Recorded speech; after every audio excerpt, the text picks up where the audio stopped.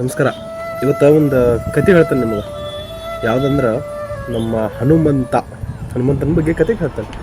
ಏನು ಕತೆ ಅಂದ್ರೆ ನಿಮ್ಗೆ ಗೊತ್ತೈತಲ್ಲ ಹನುಮಂತ ಯಾರಂತೇಳಿ? ಶ್ರೀರಾಮನ ಬಂಟ.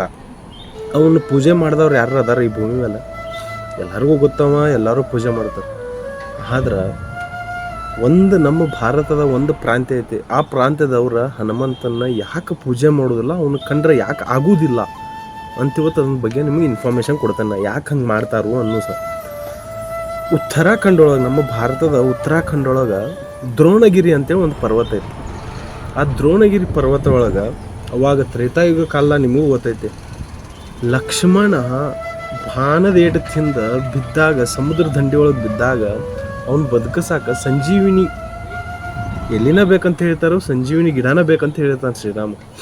ಅದನ್ನು ತರಾಕಂತ ಹನುಮಂತನ ಅದೇ ಏನು ಹೇಳಿಲ್ಲ, ಉತ್ತರಾಖಂಡದ ದ್ರೋಣಗಿರಿ ಅಂತೇಳಿ ಆ ದ್ರೋಣಗಿರಿ ಕಳಿಸಿದಾಗ ಅಲ್ಲಿ ಜನ ಏನು ಅನ್ಕೋತಾರೋ ಅವನ್ನ ಅಲ್ಲಿ ಬಿಡುವುದಿಲ್ಲ. ಇದನ್ನು ತೊಗೊಂಡು ಹೋಗಕ್ಕೆ ಬಂದ ನನ್ನ ಕಾರಣಕ್ಕೆ, ನಮ್ಮದು ವನಮೂಲಿಕೆ ಎಲ್ಲ ಇವ್ನು ತೊಗೊಂಡು ಹೋಗ್ತಾನೆ ಅನ್ನೋ ಕಾರಣಕ್ಕೆ ಅವನ್ನ ಹನುಮಂತನ ಯಾರೂ ಅಲ್ಲಿ ದ್ರೋಣಗಿರಿ ಒಳಗೆ ಸಂಜೀವನಿ ಇರುವುದಲ್ಲಿ ಬಿಡುವುದಿಲ್ಲ.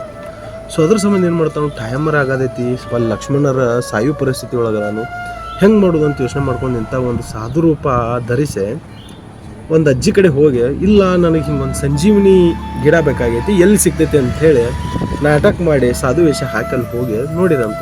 ಆಕೆ ತೋರಿಸಿದ್ಲಂತ, ಈ ಜಗದಾಗ ಇರ್ತೈತೆ ನೋಡು ಅಂತೇಳಿ. ಆದರೂ ಅವ್ನು ಗೊತ್ತಾಗಿಲ್ದಾಗ ಅವ ಸಡನ್ಲಿ ಏನು ಮಾಡ್ತಾನು, ಇನ್ನೊಂದು ಸ್ವಲ್ಪ ಲೇಟ್ ಆದ್ರೆ ಲಕ್ಷ್ಮಣ್ ಉಳಿಯೋಕೆ ಸಾಧ್ಯ ಇಲ್ಲ ಅಂದವನ ಇಡೀ ದ್ರೋಣಗಿರಿ ಒಳಗಿಂದ ಸಂಜೀವಿನಿ ಬೆಟ್ಟ ಏನಿತ್ತಲ್ಲ, ಅದಲ್ಲಿ ಸಂಜೀವಿನಿ ಎಲ್ಲಿದ್ದಿದ್ದು ಬೆಟ್ಟ ದ್ರೋಣಗಿರಿ, ಅದನ್ನು ಪೂರ್ತಿಯಾಗಿ ಎತ್ಕೊಂಡು ಹೋಗ್ಬಿಡ್ತಾನೆ.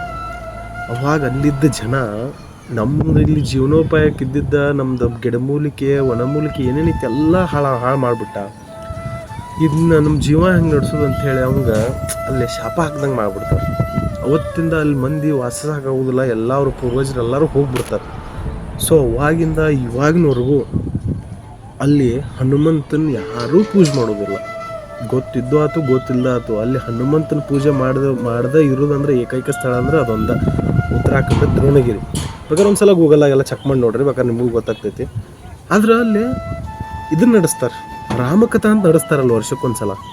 ಬಟ್ ಆ ರಾಮಕಥಾ ಒಳಗೆ ಇಂಟ್ರೆಸ್ಟಿಂಗ್ ಏನಂದ್ರೆ ಅದ್ರೊಳಗೆ ಹನುಮಂತನ ಬರೋದಿಲ್ಲ, ಆ ಥರ ರಾಮಕಥಾ ನಡೆಸ್ತಾರೆ. ಸೊ ಅವಾಗ ಏನೋ ಹನುಮಂತ ಏನೋ ಒಂದು ಒಳ್ಳೆ ಕೆಲಸಕ್ಕೆ ಅಲ್ಲಿ ಕೆಟ್ಟದ್ದು ಮಾಡಿಲ್ಲ ಅಲ್ಲಿ ಜನಕ್ಕೆ, ಆ ಜನ ಇನ್ನೂ ಕ್ಷಮಿಸಿಲ್ಲ ಅವನು. ಸೊ ಇನ್ನು ಮುಂದೆ ಕ್ಷಮಿಸಿಲ್ಲ ಅನ್ನೋ ಕಾರಣಕ್ಕೆ ಆ ಜಾಗದಾಗ ಮಾತ್ರ ಹನುಮಂತನ ಯಾರೂ ಪೂಜೆ ಮಾಡೋದಿಲ್ಲ, ಸಾಧ್ಯನೇ ಇಲ್ಲ, ಯಾರೂ ಪೂಜೆ ಮಾಡೋದನ್ನಿಲ್ಲ. ನೆನಪಿಟ್ಕೋರಿ, ಬೇಕಾದ್ರೆ ಸರ್ಚ್ ಮಾಡಿ ನೋಡ್ರಿ, ಉತ್ತರಾಖಂಡೊಳಗೆ ದ್ರೋಣಗಿರಿ ಅಂತ ಐತಿ. ಅಲ್ಲಿ ಈ ಹನುಮಂತನ ಪೂಜೆ ಮಾಡೋದು, ಇಡೀ ಜಗತ್ತಿನಾಗ ಪೂಜೆ ಮಾಡದೇ ಇರೋ, ಹನುಮಂತನ ಪೂಜೆ ಮಾಡದೇ ಇರೋ ಏಕೈಕ ಜಾಗ ಅಂದ್ರೆ ಅದೊಂದು. ಗೊತ್ತಾಯ್ತಲ್ಲ ನಿಮ್ಗೆ? Thank you. ಜೈ ಶ್ರೀರಾಮ್.